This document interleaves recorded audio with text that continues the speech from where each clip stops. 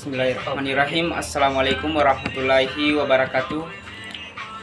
Alhamdulillahirabbil alamin. Assalatu wassalamu ala asrafil anbiya'i wal mursalin wa ala alihi washabihi ajmain. Amin ya rabbal alamin.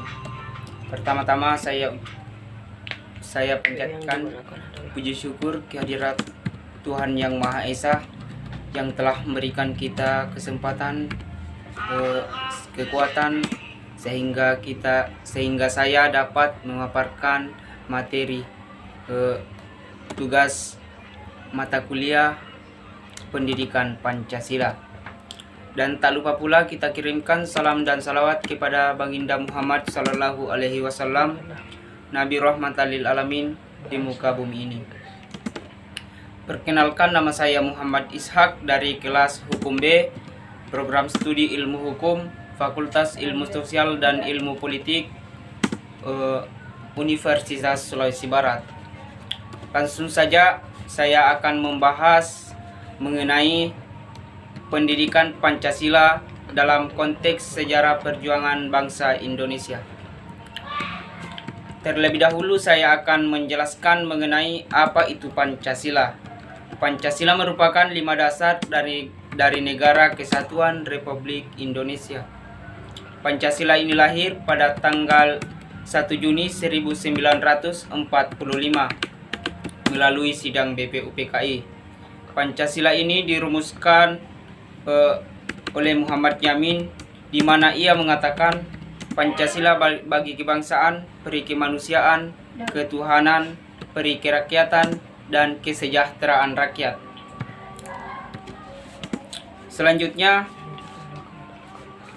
ada rumusan Muhammad Yamin secara tertulis, yaitu dia mengatakan bahwa kebangsaan persatuan Indonesia, kemanusiaan yang adil dan beradab, kerakyatan dan keadilan sosial. Selanjutnya rumusan Profesor Soetomo pada tanggal 31 Mei 1945 hari ketiga, di mana ia mengatakan persatuan, kekeluargaan, keseimbangan lahir dan batin. Selanjutnya rumusan Insinyur Soekarno, kebangsaan Indonesia.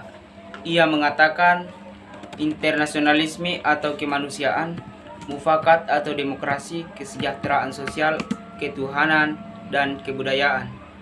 Selanjutnya rumusan Panitia 9 tanggal 2 Juni 1945 yang berisi ketuhanan dengan menjalankan syariat Islam bagi pemeluk-pemeluknya.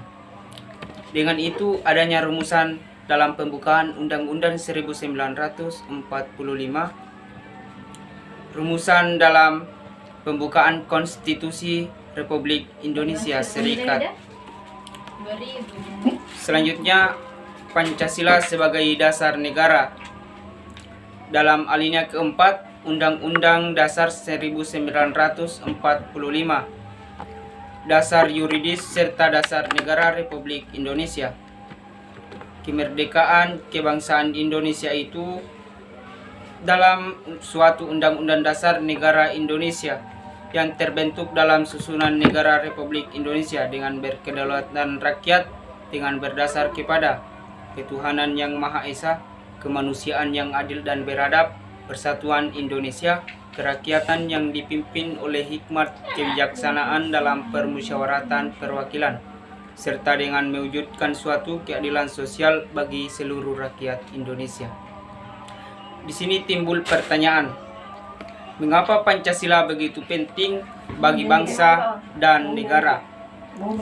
Alasannya karena Pancasila dianggap memiliki nilai-nilai kehidupan yang relevan dan paling baik, karena keberadaannya Pancasila digali dari peradaban nenek moyang bangsa Indonesia yang dijadikan dasar motivasi dalam bersikap, bertingkah laku, dan perbuatan dalam kehidupan bermasyarakat, berbangsa, dan bernegara. Selanjutnya Pancasila dalam konteks ketatanegaraan. sebagai dasar negara. Nah, di sini Pancasila merupakan dalam ilmu ketatanegaraan. Baik, selanjutnya saya akan membahas mengenai Pancasila dalam konteks ketatanegaraan sebagai dasar negara. Pancasila merupakan ilmu kenegaraan populer, disebut sebagai dasar filsafat negara. Dalam kedudukan Pancasila ini bersumber nilai dan bersumber norma dalam setiap aspek penyelenggaraan negara, termasuk dalam sumber tertib hukum di Indonesia, sehingga Pancasila merupakan sumber nilai, norma, dan kaidah baik moral maupun hukum di Indonesia. Timbul pertanyaan, bagaimanakah sistem ketatanegaraan Republik Indonesia berdasarkan Pancasila? Ya, nah, jawabannya terjalinnya hubungan fungsional dan profesional antara kekuasaan negara. Baik, selanjutnya saya akan membahas mengenai hak asasi manusia dalam Undang-Undang Dasar 1945. Baik, di sini saya akan menjelaskan beberapa hak asasi manusia. Yang pertama itu pengertian dari hak asasi manusia. Hak asasi manusia adalah hak asasi yang tidak dapat dipisahkan dengan pandangan filosofi serta manusia yang melatar belakanginya. Nah, itulah tadi pengertian dari hak asasi manusia. Selanjutnya kita masuk di macam-macam hak asasi manusia. Ada 5 macam. Di sini ada 5 macam hak asasi manusia. Yang pertama itu hak asasi pribadi. Hak asasi pribadi ini menjelaskan yaitu bebas menyampaikan pendapat. Terus yang kedua itu hak asasi politik. Hak asasi politik ini menjelaskan hak untuk ikut serta dalam pemerintahan. Terus yang ketiga, hak asasi ekonomi. Hak asasi ekonomi ini menjelaskan mengenai hak untuk membeli, menjual, dan memanfaatkan. Terus yang keempat, hak asasi hukum. Nah, hak asasi hukum ini adalah untuk mendapatkan perlakukan yang sama dalam hukum dan pemerintahan. Terus yang terakhir, hak asasi budaya. Hak asasi budaya yaitu hak yang dimiliki manusia dan digunakan dalam kehidupan bermasyarakat. Hak asasi identik dengan dasar kemanusiaan.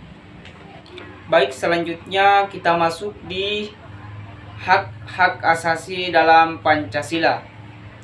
Dalam Pancasila itu yang pertama, ketuhanan yang Maha Esa.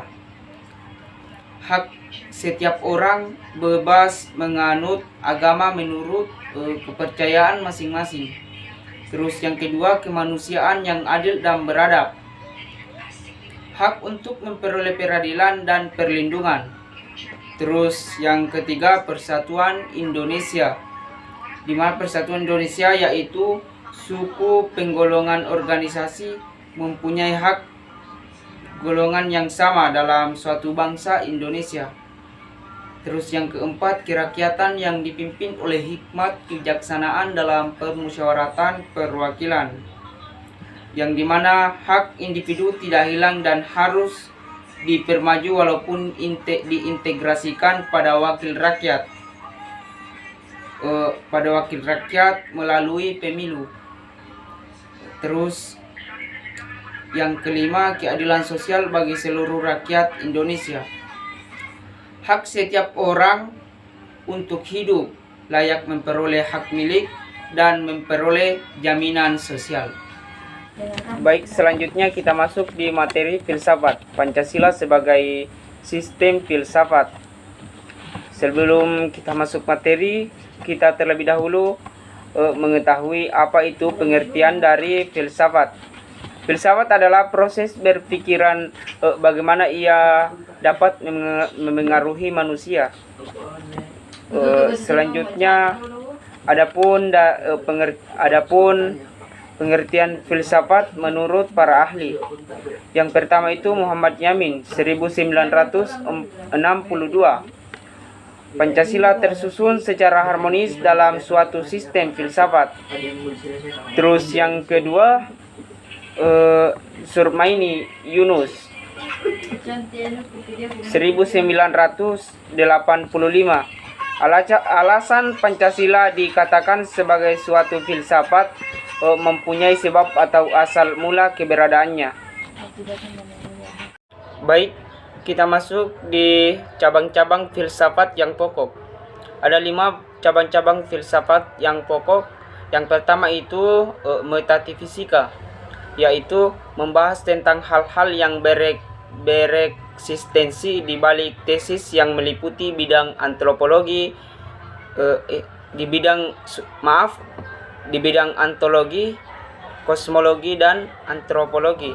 Terus yang kedua, cabang pokok filsafat yang kedua yaitu epistemologi, yaitu berkaitan dengan persoalan hakikat pengetahuan. Terus cabang pokok filsafat yang ketiga yaitu metodologi, yaitu berkaitan dengan persoalan hakikat di dalam ilmu pengetahuan. Terus cabang filsafat yang keempat itu logika. Logika yaitu berkaitan dengan persoalan filsafat berpikir, yaitu rumus adil dan berpikir yang benar. Terus yang terakhir cabang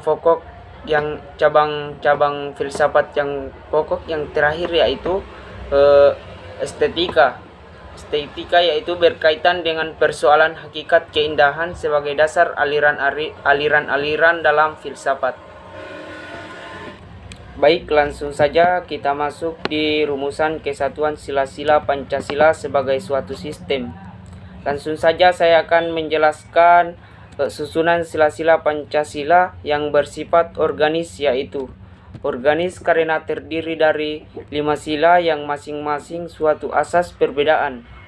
Terus yang kedua, organis karena setiap sila tidak bisa berdiri sendiri.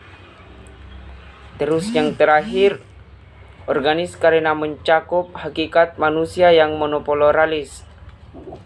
Selanjutnya kita masuk di suasana Pancasila bersifat hierarkis dan piramid. Piramid karena menunjukkan rangkaian tingkat dalam luasnya atau kuantitas, dan isi sifatnya kualitas yang merupakan penghususan dari sila di depannya. Terus kita masuk di rumusan hubungan kesatuan sila-sila Pancasila yang saling mengisi dan mengkualitasi. Contohnya sila kelima, keadilan sosial bagi seluruh rakyat Indonesia, berkemanusiaan, berpersatuan, dan berkerakyatan. Nah, selanjutnya kita masuk di dasar ontologis sila-sila Pancasila. Di sini kita akan menjelaskan apa itu dasar ontologis. Ontologis adalah manusia memiliki hakikat mutlak, monopluralis. Hakikat ini disebut sebagai dasar antropologis. Terus dasar filsafat. Dasar filsafat negara berasal dari sila Pancasila. Filsafat negara dan pendukung pokok negara atau rakyat, manusia, sehingga hakikat dasar antropologis sila Pancasila atau Pancasila itu manusia. Baik, selanjutnya kita masuk di dasar aksologis sila-sila Pancasila. Dasar aksologis adalah Kesatuan nilai dalam Pancasila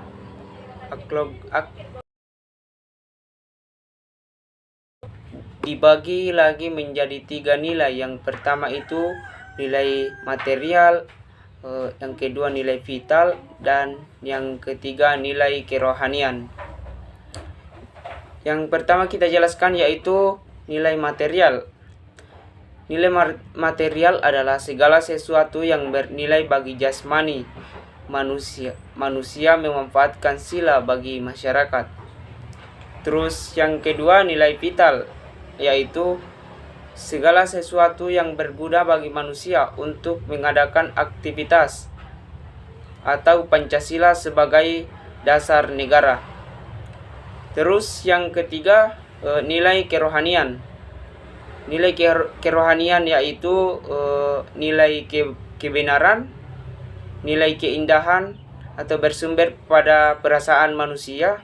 Terus yang terakhir nilai kebaikan yang bersumber pada unsur kehendak manusia. Baik, itulah tadi materi yang dapat saya sampaikan. Lebih dan kurangnya mohon dimaafkan.